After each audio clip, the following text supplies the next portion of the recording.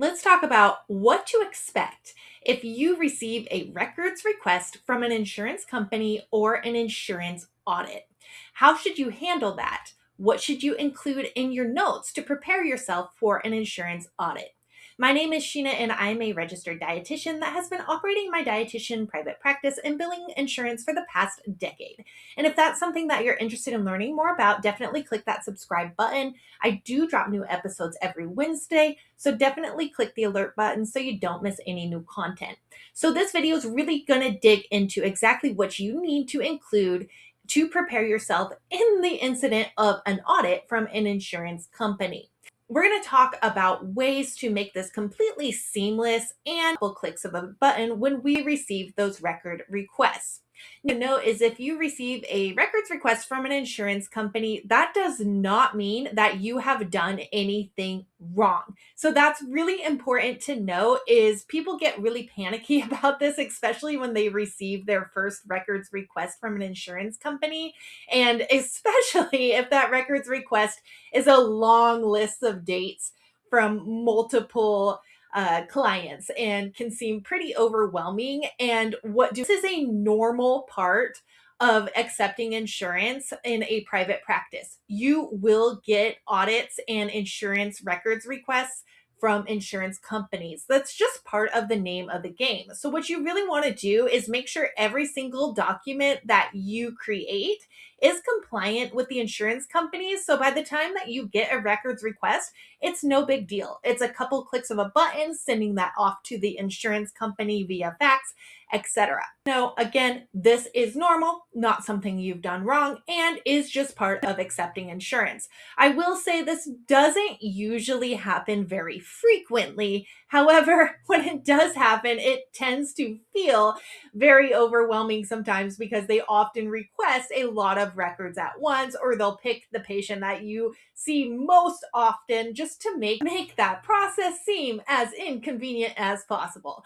But if you are prepared, you're not going to barely bat an eye at this process. So the first thing to note is that if you do keep good records, this is not going to be a big deal, but there are certain things that you want to include on every single record and certain things that we were trained in school to include on every single note that really insurance companies don't really care about. So we're going to talk about all of those things. So the first thing that I would know is if you are not using an EHR system right now, just go ahead and do that. This is going to make streamlining the documentation that you need for insurance companies so much easier versus typing in the information every single time. You save notes against files. So most data is actually auto-populated for each patient, so you don't actually need to document too many new things at each visit, which makes your documentation time way lower and gives you more patient-facing time with that client. So things you're always going to need to include are the patient's name, the date of birth, the diagnosis code, and I always include the CPT code as well, although I actually don't think that that's necessary, but why not? It's a very easy thing to do. What type of session did you see the patient for? Was it an initial consult, a follow-up consult, or a group consult are typically the three that we see dietitians using.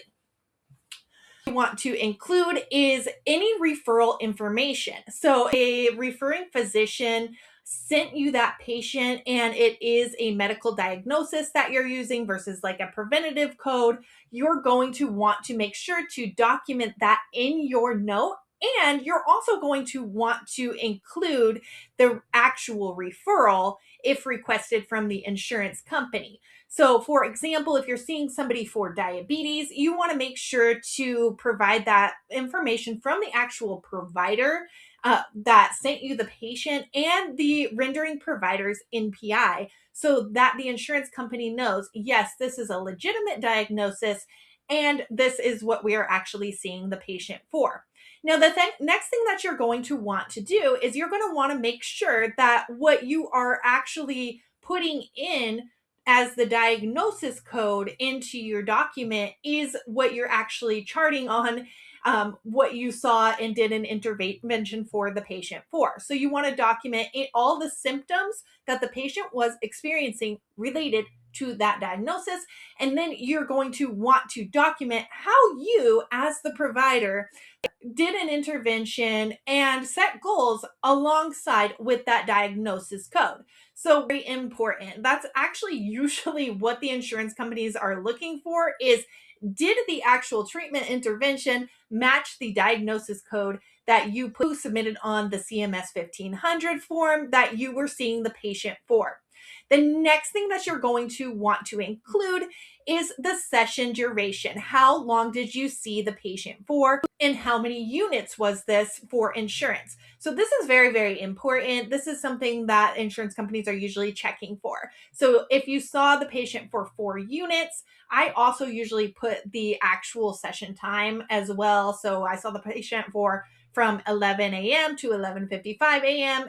The next thing that you always want to include on your chart note is an actual signature, and I actually have a date and time stamp as well that automatically goes through my EHR system, so that way the insurance company knows I signed that note on this specific date and it is correlated to the care that the patient received from me. So really, guys, that's it. That's really all you need to include on that insurance note if you receive an audit. Most of these things you are probably already doing. In fact, you're probably putting way more information than you're actually needing into that chart note for the specific need of the insurance company. So you're probably blowing this way out of proportion when you're getting anxiety around these insurance audits. Really, all the insurance company wants to know is that you saw the patient for the time that you specified on that CMS 1500 form, and for that diagnosis code that you specified on the CMS 1500 form, and that the patient is actually the patient that you billed for. So the insurance company doesn't care if you're using SOAP notes or ADIME format. That's a dietitian thing. Use whatever note format is most convenient for you. You don't need to take all day on your notes. Insurance companies don't care. They just want those things that we discussed previously. The next thing that insurance companies don't really care about is they don't care about those PES statements. Now, I know these are really popular for dietitians, and they do kind of help to clarify that, hey, this is the patient's problem, and this is what I saw them for, and this is how I did an intervention, which is just kind of handy for us as well as anybody that we're sharing records with, but they actually aren't necessary. So if you don't want to do PES statements, honestly, you don't even have to. Hope that this information was helpful for you. If so, please consider liking, subscribing, and sharing with a friend.